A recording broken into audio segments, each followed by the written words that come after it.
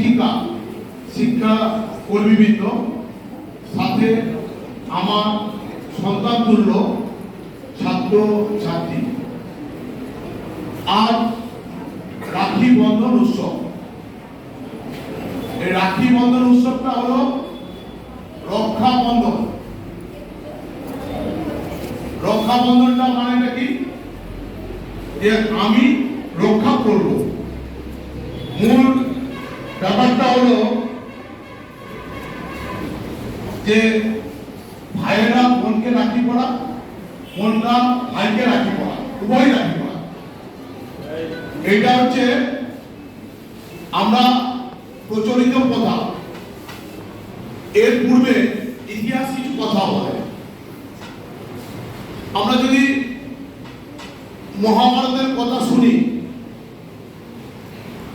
তাহলে আমাদের ভগবান কৃষ্ণের একবার হাত কেটে গেছিল। সেই হাত কাটার জন্য দ্রৌপদী কি করেছিল? তখন দ্রৌপদীর কাছে কিছু ছিল না। দ্রৌপদী তার কাপড়ের কিছুটা অংশ দিয়ে কৃষ্ণের আঙুলটা বন্ধন করেছিল। পরিণামে যখন দ্রৌপদীর বস্ত্রহরণ হয়, তখন আমরা দেখি কৃষ্ণ তার কাপড় জোগাড় করেছিলেন। এটা হলো ধর্মীয় কাহিনী। যদি ঐতিহাসিক কাহিনী দেখি, তাহলে দেখব চিতরের রানী কর্ণফুলী। সে কর্ণফুলী চিতরকে রক্ষা করার জন্য তখন হুমায়ুন কি করেছে? আক্রমণ করছে।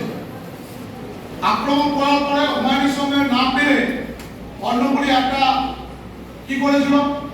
এইরকম একটা সুতো বানিয়েছিল রাখি হিসাবে পাঠার পরে হুমায়ুন ওটা পাওয়ার পরে সেখানে নিজেই রক্ষা করে।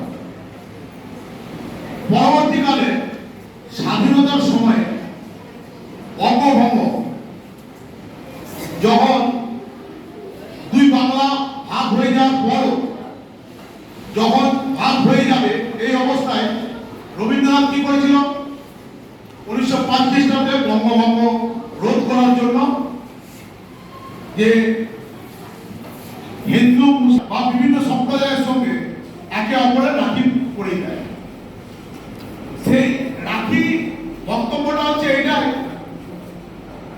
আমরা নিজেদের নিজে অপরকে, অপর নিজেকে রক্ষা করবে।